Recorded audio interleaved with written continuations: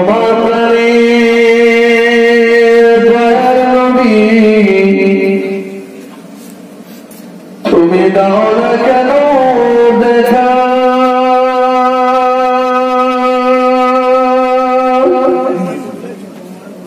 তোমায় দেখার করে মোরা কাঁদি বসে একা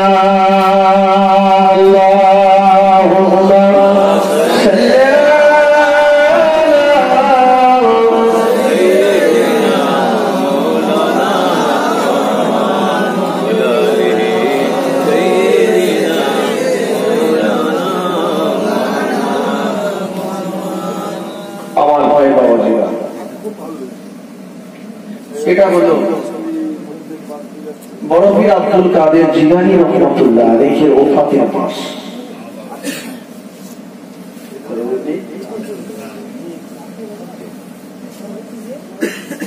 সমস্ত ওলিদের বাদশাহ, পীরদিগের বাদশাহ, পীরদের সম্রাট ছিলেন।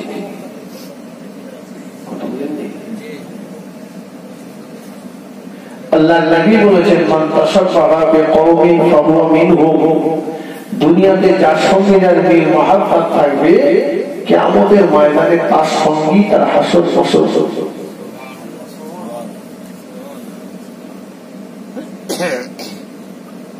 যার সঙ্গে যার মিল মহাব্বত থাকবে কিয়ামতের ময়দানে তার সঙ্গী তার হাসর নাসর হবে।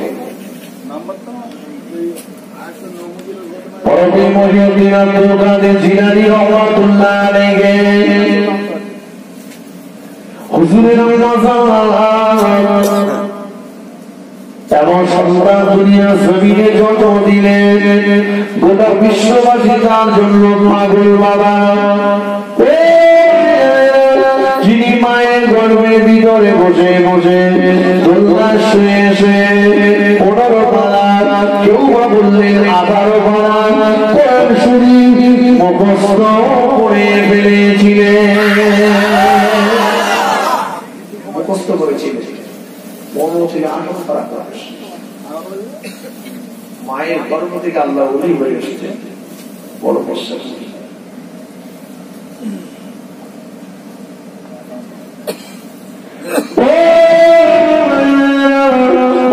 আব্দুল কাদের জিলানী রহমাতুল্লাহ আলাইহি হুজুর লাগে আল্লাহ হুজুর কিবলা আল্লাহ পাকের খানায়ে কাবার সামনে, আল্লাহ খানায়ে কাবাকে সামনে রেখে কখনো কখনো তামাম রাত জেগে জেগে যখন নামাজ পড়তেন, কোরআন শরীফ তেলাওয়াত করতেন, নামাজ পড়তেন, কোরআন তেলাওয়াত করতেন, আল্লাহ পাকের দরবারে দোয়া চাইতেন, আল্লাহ পাকের দরবারে করে কাঁদতেন, আল্লাহ পাকের দরবারে রোজাদারি করতেন।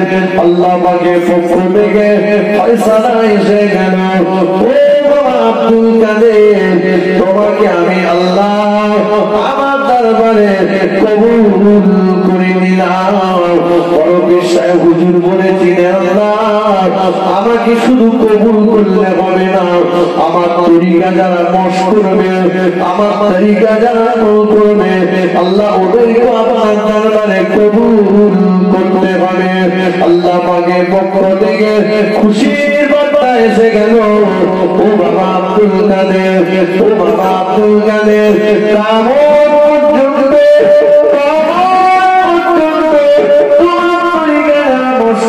তোমার তরিকা যারা আমল করবে তাদেরকেও আমি আল্লাহ পাক আমার শহীদ দরবারে কবুল করে নিলাম। কিয়ামত পর্যন্ত তোমার তরিকা যারা মশ করবে, তোমার তরিকা আমল করবে তাদেরকেও আমি আল্লাহ কবুল করে নিলাম। কত বড় আল্লাহ বলি। কি বড় বিশ্বাসের তরিকা মশ করেন, সময় পাই করি।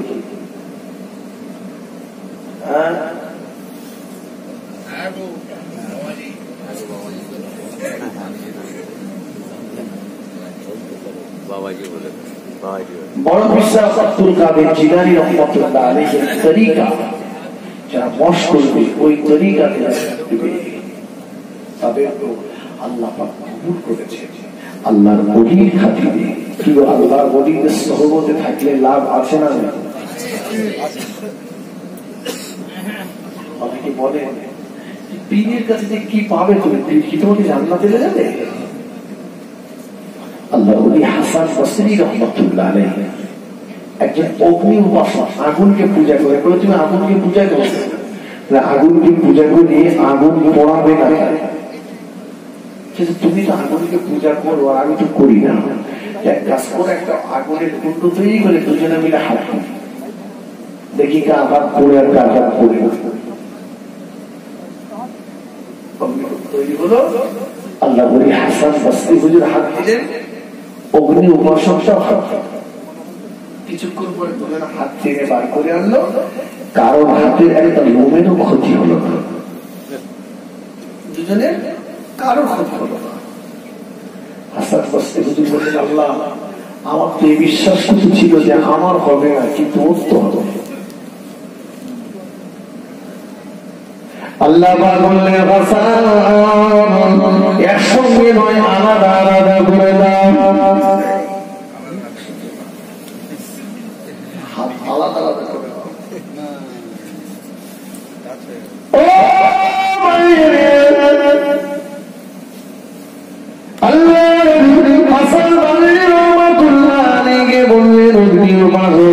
একসঙ্গে নয়, আলাদা আলাদা করে দেব, আগে তুমি নয় আগে আমি দেব। আল্লাহ হাসান বসরি রহমাতুল্লাহ আলাইহি অগ্নিকুণ্ডের ভিতরে হাত ঢুকিয়ে দিলেন। বেশ কিছুক্ষণ হাত রাখবার পরে হাত থেকে টেনে বার করে আনলেন, দেখতে পাওয়া গেল আল্লাহ হাসান বসরি রহমাতুল্লাহ আলাইহি একটি লোমের কোনো ক্ষতি হলো না। অগ্নি উপাসকরা হাত দেবে, অগ্নি উপাসক হাত নিয়ে যায়, গরম লাগে তাপ লাগে, হাতটা টেনে আনে, আবার নিয়ে যায়, হাতে তাপ লাগে টেনে আনে, বলে না এবারে তো হাত দেওয়া যাবে না, আগে তো এমন হচ্ছিল না, এখন তো তাপ লাগছে, হাত দিয়ে হাত আগুন পুড়িয়ে দেবে। আল্লাহ পাকে পক্ষ থেকে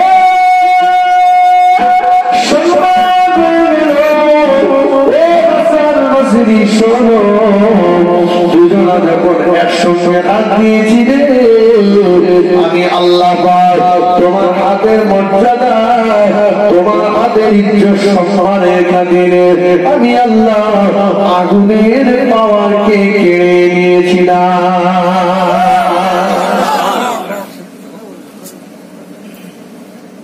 আল্লাহর ওলিদের সহবতে যদি থাকেন, এক বস্তা আলুর ভিতরে দু চারটে পচা আলু চলে যাবে।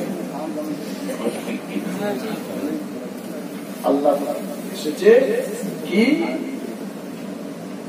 যে আব্দুল কাদের কিয়ামত পর্যন্ত তোমার তরিকা যারা বশ করবে তাদেরকেও আমি আল্লাহ কবুল করে দিলাম।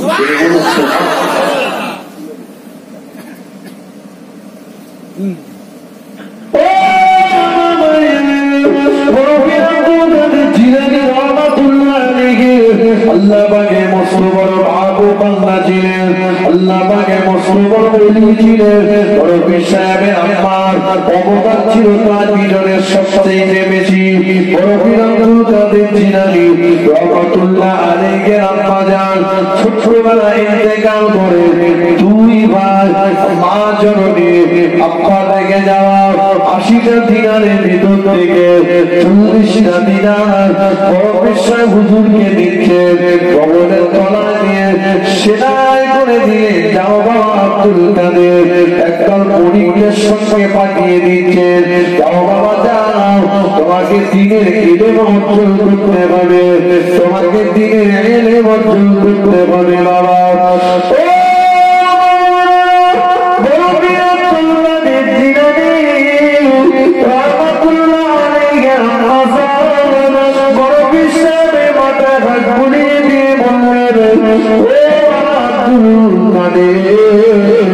আমি দুঃখিনী মা, তুমি বলে আমার কলিজার প্রতিষ্ঠা নারী ছেড়া সন্তান জীবনে কোনদিন মার ব্যথা দুজনার দেখা নাও হতে পারে।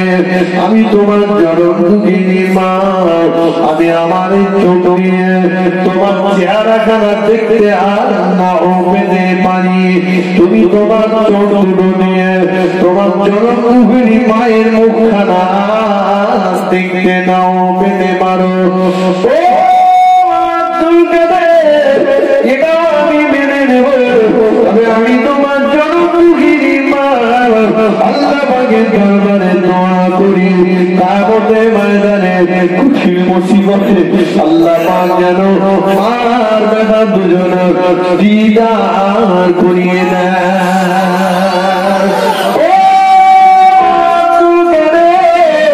তবে আমি তোমার জনম দুঃখিনী মা, আমার দাবি তোমার কাছে কিয়ামতের ময়দানে শুধু আমি আব্দুল কাদেরের মা হিসাবে উঠতে চাই না। কিয়ামতের ময়দানে আমি শুধু আব্দুল কাদেরের মা হিসাবে উঠতে চাই না। কিয়ামতের ময়দানে আমি আব্দুল কাদেরের মা আলেমের মা হিসাবে উঠতে চাই।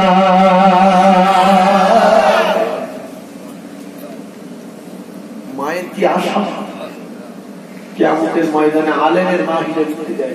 বড় বিশ্বাস মাত্র 5 বছর বয়সে হাফেজ হয়েছিলেন, হাদিসের বিদগ্ধ পণ্ডিত তিনি ছিলেন।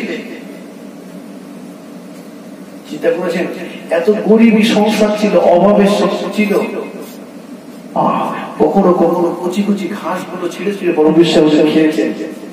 ক্ষুধার তাড়নায় কখনো হোটেলের পিছনে পড়ে থাকা ওই খাবার গুলো বড় বিশ্বাস খেয়েছে।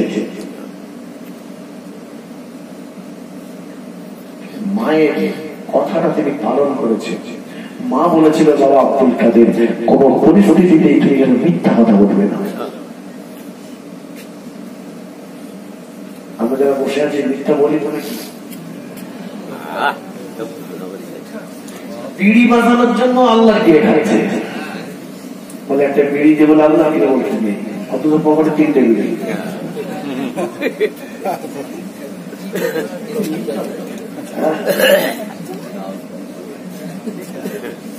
মা বলেছে বাবা মিথ্যা বলবে না। দস্যু ডাকাতের দলেরা ধরেছে, সবার কাছ থেকে ছিনতাই করে নিচ্ছে, তোমার কাছে কি আছে? আমার এই বগলের তলায় 40টা দিনার আছে। বিশ্বাস করতে পারে না, বলে কি করে হয় বলতে পারে? অবিশ্বাস হওয়া সত্য ছাঁচ করলো, দেখলো সত্যি সঠিক মিলে গেছে। ছেলে বলুন দস্যুদের সত্তার বলছে ছেলে এত বড় সাহস তোমাকে কে দিল? তুমি তো জানো আমরা নিয়ে নেবো, এরপরে তুমি সত্য বললে? বড় বিশ্বাস বললেন আমার মা বলেছে আব্দুল কাদের কোন পরিস্থিতিতে যেন মিথ্যা কথা বলবে না। আমি আমার এই মায়ের এই কথাটা কখনোই অমান্য করতে পারি না। ডাকাতের সত্তা চোখ দিয়ে টক টক করে পানি বেড়ে গেল। তুমি এই ছোট্ট বাচ্চা, তুমি যদি তোমার মায়ের আদেশ পালন করো, আমার মা তো আমাকে ডাকাত হতে বলিনি, আমার মাও তোমাকে মানুষ করতে চেয়েছিল না। সবাই তারা ডাকাতি করা ছেড়ে দিয়ে হাতে হাত দিয়ে তারা ডাকাতি দল ছেড়ে দিল।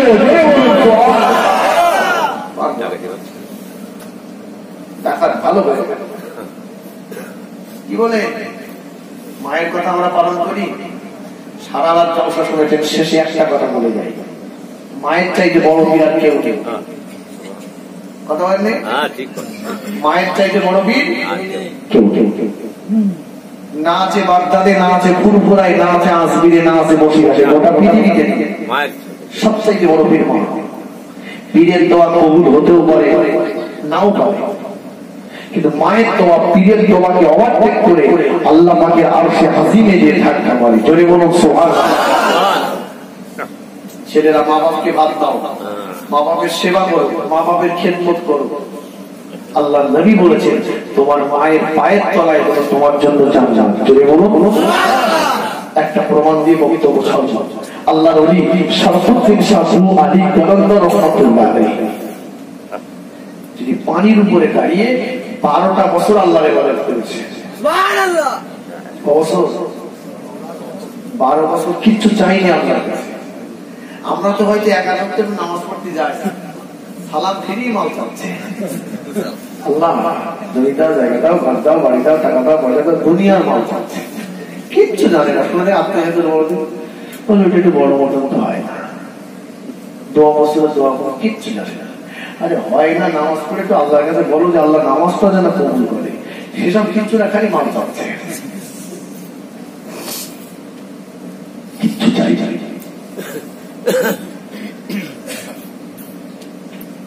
আল্লাহ বললেন শরফুদ্দীন আমার কোন জিনিস কি পছন্দ হয় না? আল্লাহ যা চাইব আমি কি দেবে? কি চাই চাই। এখন যদি আমরা যারা বসে রয়েছে এরকম যদি সংবাদ সংবাদ হয় আল্লাহর কাছ থেকে, কি লেগে বলবো, কি বলবো? আমরা মাল করে কিছু দাও, পরে যেন বসে খাই। আল্লাহ হযরত আলীকে যে মর্যাদা দিয়েছিলেন আমাকে সেই মর্যাদা দিতে হবে। জোরে বলুন সুবহানাল্লাহ। হযরত আলী কাররামাল্লাহু তাআলার শরীর থেকে মেশক আম্বার খুশবু হযরত শরীর থেকে আল্লাহ পাক মেশক আম্বার খুশবু ছিল শরফুদ্দীন শাহ। পরে যোগ হয়েছে বু আলী, বু মানে গন্ধ, আলী মানে আলীর, আলীর গায়ের গন্ধ হুজুরের শরীর থেকে বার হতো, তাই নাম হয়েছে শরফুদ্দীন শাহ বু আলী। হুজুরের একটা মাদ্রাসা ছিল, অনেক বাচ্চা পড়ে, তার ভিতরে একটা বাচ্চা খুব দুষ্টু। ছোটবেলা ওর আব্বা মারা গেছে, মা পরের বাড়ি চেয়ে মেঘে নিয়ে কষ্ট করে তো মানুষ করেছে। এত দুষ্টু, দুষ্টুমিতে মহল্লাবাসীরা অতিষ্ঠ। বুঝলেন, হুজুরকে একটু বলেন ওদের দুষ্টুমি না করে। হুজুরকে একদিন ডেকে বুঝিয়ে বলেছেন, ঠিক যেদিন বলেছেন পরের দিন ওর মাত্রা আরো 40% বেড়ে গেছে। বেশ কিছুদিন পরে মহল্লাবাসী এসে বলছে, হুজুর আপনাকে বললাম তো আপনি কিছু বলেন? বলেছি তো, বলে আগের চাইতে বেশি হচ্ছে। আবার ওকে ডেকে বুঝিয়ে ভালো করে বললেন, ঠিক যেদিন বলেছেন পরের দিন 40-এর সঙ্গে 20+। মহল্লাবাসীরা দলবদ্ধ ভাবে এসে হুজুর হয় করে তাড়ান, তা নাহলে মাদ্রাসা বন্ধ করে দেন। আল্লাহর ওলি মনটা খারাপ হয়ে গেল। আল্লাহ যে ছেলের জন্য সম্মান থাকে না, আগামীকাল সূর্য ওঠার আগে ছেলেটাকে দুনিয়া থেকে তুলে নেয়, বদদোয়া করে দিল। কে? পানির উপরে দাঁড়িয়ে 12টা বছর ইবাদত করেছে। মাদ্রাসায় ছুটি হয়ে গেছে, ছেলেটা বাড়ি যায় না, রাস্তার ধারে বসে ফুটে ফুটে কাঁপছে। সন্তান যদি কোথাও থাকে, বাড়িতে আসতে যদি দেরি করে, সবচেয়ে বিচলিত হয়ে গেল। আজকে বলছে মা বাইরে কাজে গেছে, বউ নিয়ে সেখানে গেছে, মা বাবার খোঁজ নেয় না, টাকা পয়সাও পাঠায় না। সন্ধ্যা হয়ে গিয়েছে, ছেলেটা বাড়ি আসে না, জনম দুঃখিনী মা ঘরের থেকে বার হয়েছে। কুচিরে সোনার মালিক রে, কুচিরে সোনার মালিক রে, ছেলেটাকে সারা দিয়েছে আম্মা জান। সন্ধ্যা হয়ে গিয়েছে বাবা, এখনো কেন বাড়িতে আসি না? ছেলে জবাব দিচ্ছে আম্মা জান, আজকে আমি আর বাড়ি যাব না। কেন বাড়িতে আসবি না বাবা? আম্মা জান আমার ওস্তাদ শরফুদ্দীন শাহ বু আলী আমার জন্য বদদোয়া করে দিয়েছে, আগামীকাল সূর্য আগে আমার ইন্তেকাল হয়ে যাবে, আমি মারা যাব, মরে যাব। আমি বললাম আপনার একমাত্র টুকরা সন্তান আপনার কোলে গেছে, আপনার চোখের সামনে যদি আমি ইন্তেকাল করি, মানুষের মা হয়ে পবিত্রতা করতে পারবেন না মা, সবর করতে পারবেন না মা। আজকে দিনে আমি আর বাড়ি যাব না, জনম দুঃখিনী মা। কাঁদতে দে না ছুটে দে বুঝিরে সোনার মালিকে বুঝিরে সোনার মালিক রে কি কথা বললি বাবা আমাকে কি কথা শোনালি বাবা আমাকে তুই জানে দুনিয়া জমিনে আমার মা বলে ডাকবার মতো কেউ নেই তুই যখন ছোট্ট ছিলি তোর আব্বা ইন্তেকাল করেছে পরের বাড়িতে ভেঙে নিয়ে কষ্ট করে তোকে মানুষ করছি তোর মুখের বাড়িতে জীবনে সুখ শান্তি কথা আরাম আয়েশের কথা সব ভুলে গিয়েছি বাবা তোর মুখের বাড়িতে জীবনে সুখ শান্তি কথা সব ভুলে নিয়ে পরের বাড়ি কাজ করেছে ভেঙে নিয়ে তোকে মানুষ করছি বাবা তুই জানে দুনিয়া আমার মা বলে ডাকার মতন কেউ নেই কি কথা শোনানি বাবা আমাকে জনগিনী মা একবার মুখে জমা দেন একবার মুখে জমা দেন সোনার মালিককে সে বুকের মধ্যে নিয়ে মা বাড়িতে চলে গেল বাড়িতে যে জনগিনী মা সন্তানকে রেখে পশু করে নিয়ে নামাজে মসল্লা নিয়ে নামাজে পাঠিয়ে নিয়ে ঘরের ভিতরে চলে গেল ঘরের দরজা জানালা বন্ধ করে দিয়ে নামাজে পাঠিয়ে বিছিয়ে দিয়ে জনগিনী মা আল্লাহ পাককে খুশি করবার জন্য দুই রাকাত নামাজে দাঁড়িয়ে গেল আল্লাহ নবী বললেন আনতাবুদাল্লাহ কাআন্নাকা তারাহু ফাইন লাম তাকুন তারাহু ফাইন্নাহু ইয়ারাকা যখন তুমি নামাজে দাঁড়াবে তুমি মনে মনে করবে তুমি জানো রব্বুল আলামিন আল্লাহ পাককে দেখতে পাচ্ছ তা যদি তোমার মনে না হয় তুমি এটাই মনে মনে করবে রব্বুল আলামিন আল্লাহ পাক তিনি যেন তোমাকে দেখতে পাচ্ছেন আল্লাহ নবী বললেন আসসালাতু মিরাজুল মুমিনিন আল্লাহ পাকে আল্লাহ বান্দিরা যখন নামাজে আল্লাহ বান্দি তখন আল্লাহ পাকে সবচাইতে বেশি নিকটবর্তী হয়ে যায় আল্লাহ নবী বললেন যদি সময়ের আল্লাহ পাকের দরবারে কবুল হয়ে যায় একটা হলো নামাজের পরে আর একটা হলো রাতের শেষ অংশে দোয়া জনগিরি মা দুই রাকাত নামাজ পড়ে নামাজের বাড়িতে বসে আল্লাহ পাকের দরবারে দুটো হাত তুলে রোনাজারি করতে লাগলেন আল্লাহ পাক মানুষেরা সবাই নবীর কথা শুনে কলেমা না পড়লেও সবাই একবার করে বলবে মুহাম্মদ সাল্লাল্লাহু আলাইহি সত্যবাদী মুহাম্মদ মিথ্যা কথা বলে না ও তোমার নবী বলেছে মা যদি সন্তানের জন্য দোয়া চান মায়ের দোয়া আল্লাহ পাকে আরো সারা জীবের মাঝখানে কোনো পড়া থাকে না আল্লাহ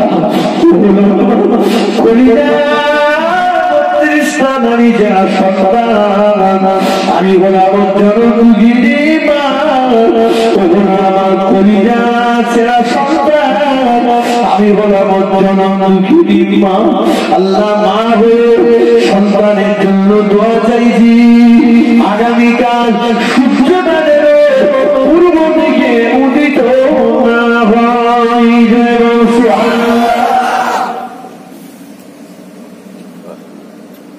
কতক্ষণ শুয়ে থাকি পিঠ ব্যথা করছে পূর্বাকাশ ভাষা হয় দলবদ্ধ ভাবে আর উড়িষ্যার কাছে হাতি হুজুর আপনি বলেছিলেন সূর্য ওঠার আগে ছেলে মরে যাবে ছেলে মরা তো দূরের কথা সূর্যই তো ওঠে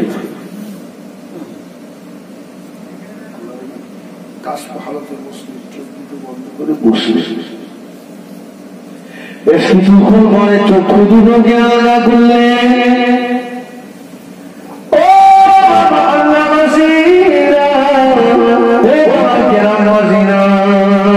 চলো চলো চলো চলো চলো চলো সবাই মিলে ওই দুষ্টু ছেলেটা মায়ের কাছে চলে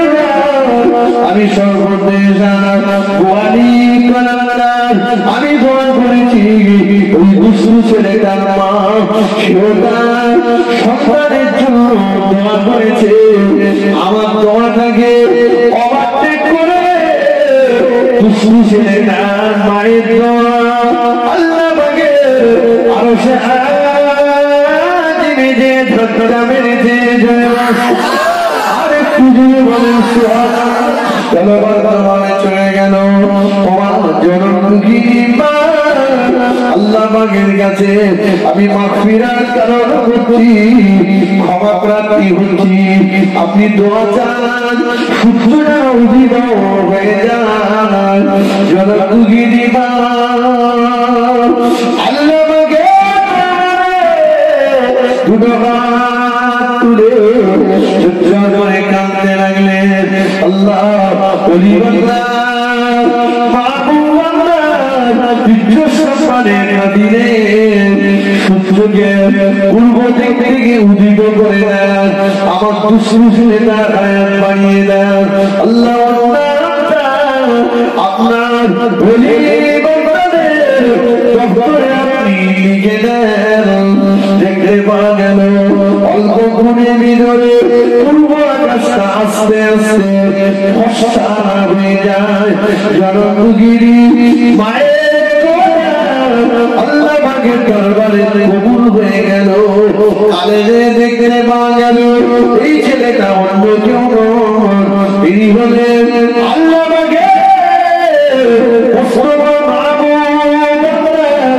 दिल्ली जमीने दर मज़ार दिल्ली जमीने दर कब्र हज़रत पीर बाकी बिल्लाह रहमतुल्लाह अलैहि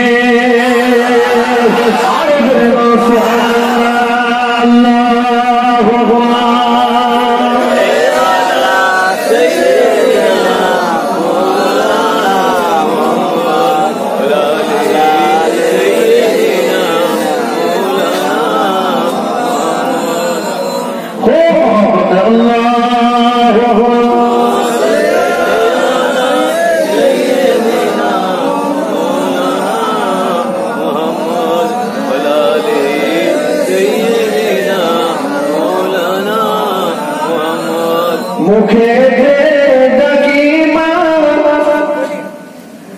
और भूखे रखी मागो তুমি আমার জানো কোনো দিন ভুলো মুখে ডাকি মা আর ভুকে রাখি মাগো তুমি আমার জানো কোনো দিন ভুলো না 10 মাস 10 দিন গর্ভে রেখেছিলে যে ধরে বহু কষ্ট করে ও মা ভুবনে পাঠালে সেই মায়ের আঁচলে ওই শীতল ছায়াতলে পালিত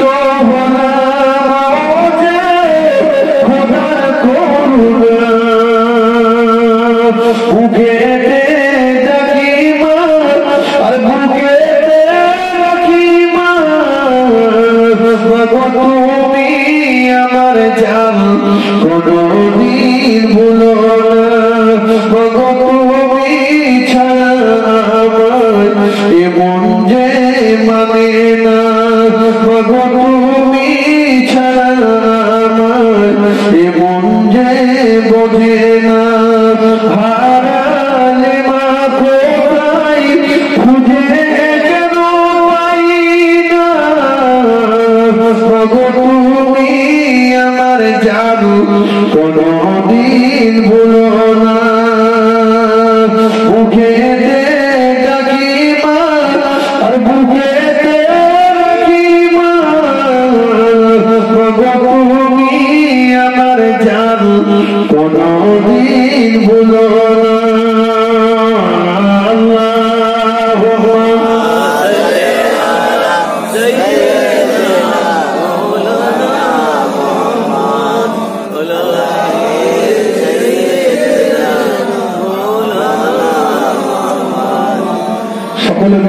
শরীফ সহ সূরা ফাতিহা 3 বার, 10 বার সূরা ইখলাস, 11 বার দুরূদ শরীফ পড়ে দোয়া হলো।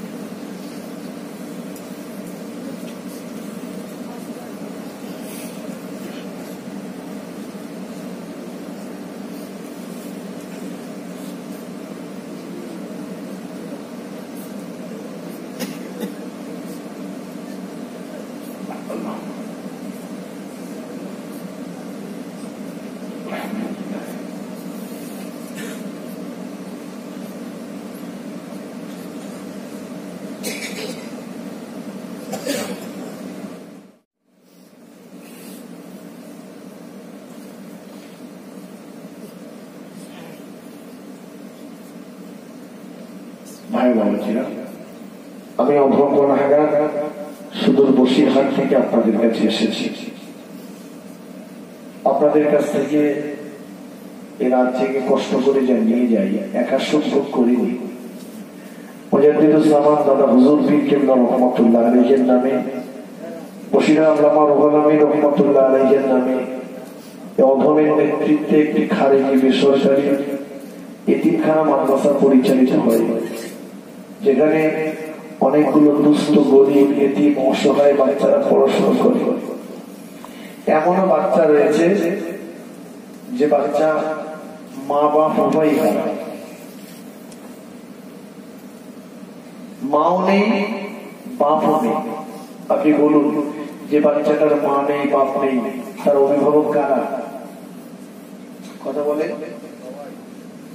আল্লাহ রাসূল বলেছেন, যারা এতিমের মাথায় হাত বুলালো তারা যেন আমি রাসূলুল্লাহ আমার মাথায় হাত বুলালো, যারা এতিমকে সাহায্য করলো তারা যেন আমি রাসূলুল্লাহ আমাকে সাহায্য করলো।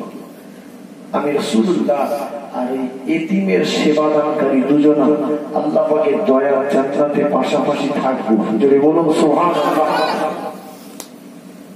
অনেকগুলো দুস্থ এতিম অসহায় বাচ্চারা পড়াশোনা করে। গত দুদিন আগে তার বাৎসরিক ইসলামের সওয়াব ছিল।